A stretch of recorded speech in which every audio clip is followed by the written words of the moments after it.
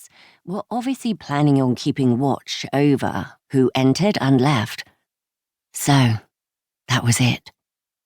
Dieter's instincts, in this case his hearing, had picked up on the sound of a car engine slowing down before parking where cars didn't usually park.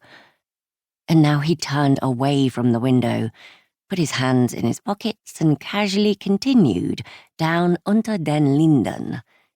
He was just another man out for a morning stroll. Stopping in front of a clothing store, he looked at the display of men's summer attire. The car hadn't moved, so he continued on his walk.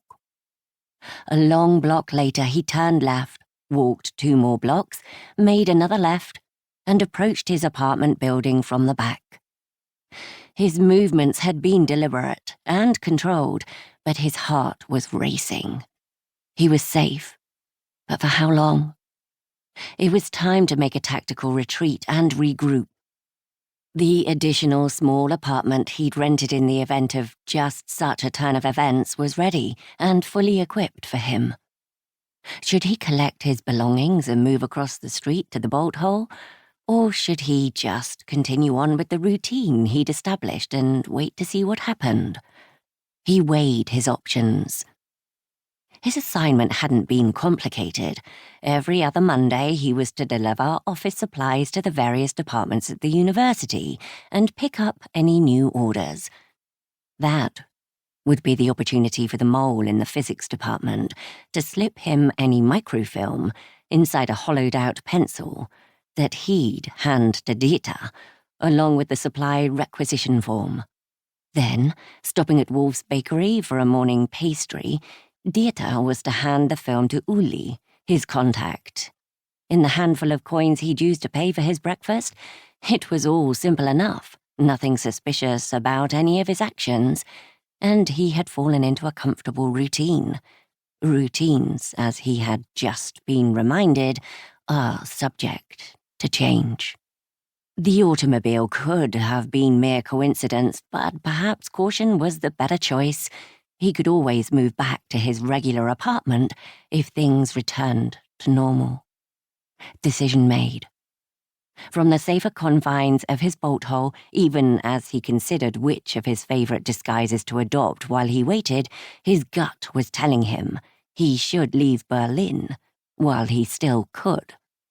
Postpone meeting Kristine until the world was a safer place and take the microfilm to an alternate site.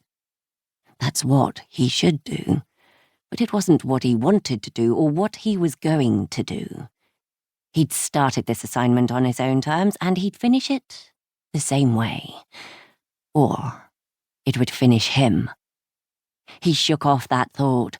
He'd give himself 2 days to find out what had happened at the drop to set the black Mercedes after him. 2 days. Then he'd leave.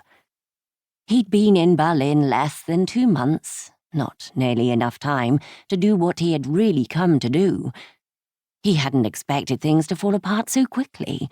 Kristine was in Berlin, and while he knew where her office was, he couldn't very well saunter up to the reception desk of the Ministry for Public Enlightenment and Propaganda at number 8 Wilhelmstrasse and ask to see his sister. He was so close to meeting her, but he'd been waiting for the right moment, biding his time, and now there wasn't any more time. He'd have to make his move soon. But finding out her home address had turned out to be a problem. Personal residences of Himmler staff weren't that easy to run down. He didn't have her telephone number. He needed a break. Just a little bit of luck. His mind flashed to his father in Rostock. Gerhard would be able to provide her home address, but he'd never taken anything from him before, and he wouldn't now. He'd die first. Dieter kept watch on the street, and he hadn't been idle while he waited. Each morning at 10 o'clock he'd gone to the bakery, his makeup in place, curly brown wig secured to his scalp, the frumpy dress with the padding to make him appear 20 pounds heavier, belted around his spare frame, and his props? The pram he pushed with the doll that was bundled inside, and the shopping bag he carried over his arm.